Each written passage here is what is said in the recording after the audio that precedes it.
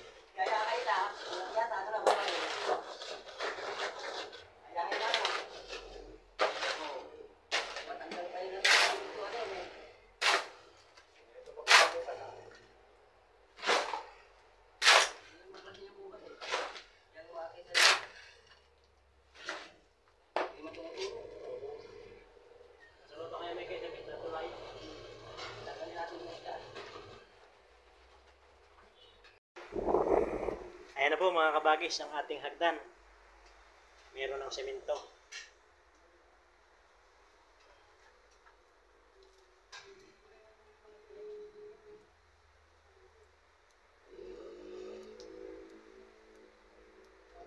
Matitigas-tigas na lang po natin yan. Pwede ng daanan.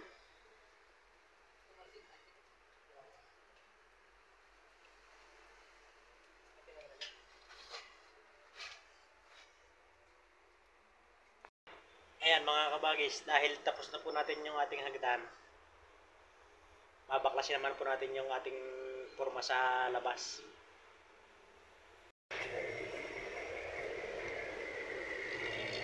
Ayan na po mga kabagis yung ating tinanggalan ng forma.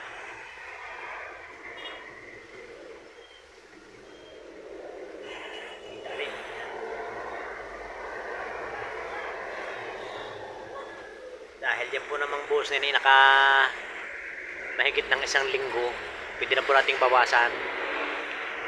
Bawas tukod na tayo, bawas forma. Pero yung pong dito sa pinaka loob ng bahay,